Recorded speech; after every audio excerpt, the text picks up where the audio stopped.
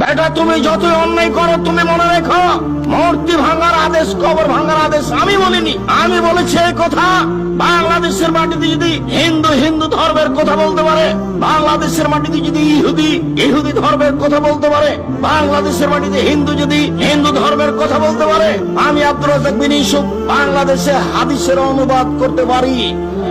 এতে যদি আমি অপরাধী বলে গণ্য হই, তাহলে আমি 1 নম্বর আসামি নই। 1 নম্বর আসামি হলেন মোহাম্মদ সাল্লাল্লাহু আলাইহি সাল্লাম, আমি হলাম 2 নম্বর আসামি। এই কথা আমি বলেছি। তিনি আদেশ করেছেন, আমি অনুবাদ করেছি।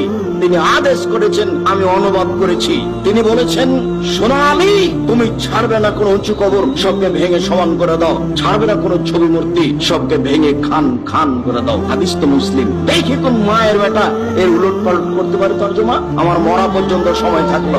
এটা হাদিস। রাসূলুল্লাহ সাল্লাল্লাহু আলাইহি সাল্লাম আইজাসাল কবর, রাসূল সাল্লাল্লাহু আলাইহি সাল্লাম কবর পাকা করতে নিষেধ করেছেন। পায়কাদালাইহে, কবরের উপরে বসতে নিষেধ করেছেন। ও না ইয়াকতুবালাইহে, কবরের উপরে কিছু লিখতে নিষেধ করেছেন। রাসূল সাল্লাল্লাহু আলাইহি সাল্লাম টোটাল এই কবর পাকা করতে, কবরের উপর গম্বুজ করতে, কবরের উপর কিছু লিখতে নিষেধ করেছেন। তিনি বলেছেন, লা তুসাল্লু আলাল কবরে ওয়ালা তুসাল্লি আলাইহা ওয়ালা বাইনাহা, তোমরা কবরের দিকে মুখ করে সালাত আদায় করো না, কবরের উপরে সালাত আদায় করো না, কবরের পাশে সালাত আদায় করো না।